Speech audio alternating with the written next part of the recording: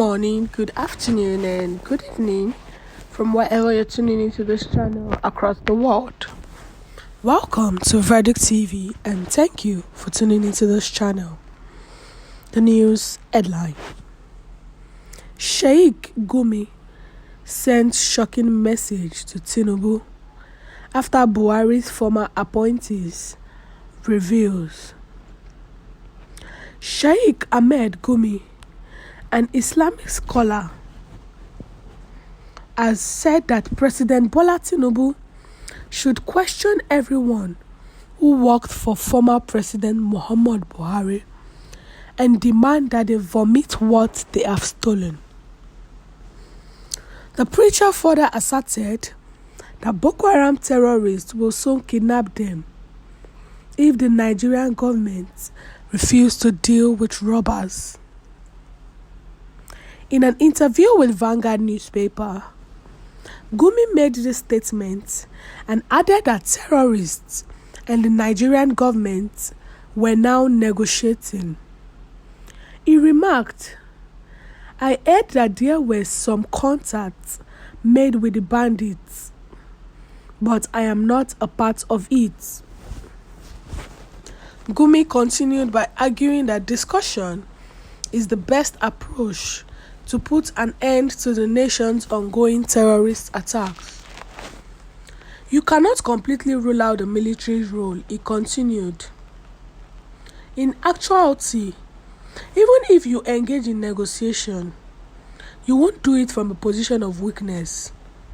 So while the military has a crucial role to play, it cannot resolve this issue on its own since it's a socio-political one, and military cannot resolve political issues.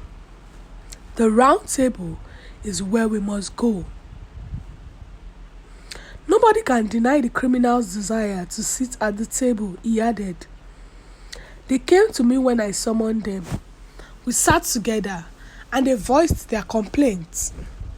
When shots are fired, when the opposite side is prepared to have a conversation, the situation will become more complicated. That doesn't seem reasonable to me. They will keep pointing the finger at one another. You can discuss the best course of action and mediate peace, which is highly likely that's the way to proceed."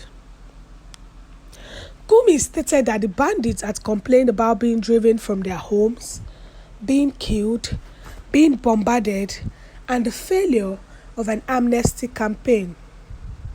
He continued, "Fortunately for us, they are not questioning the legitimacy of the government.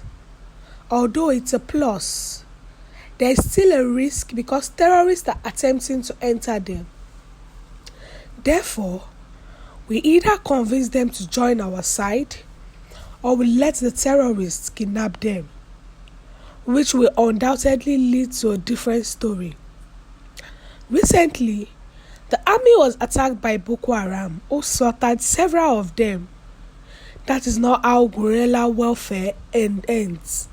We desire a speedy resolution because we don't want the banditry problem to linger.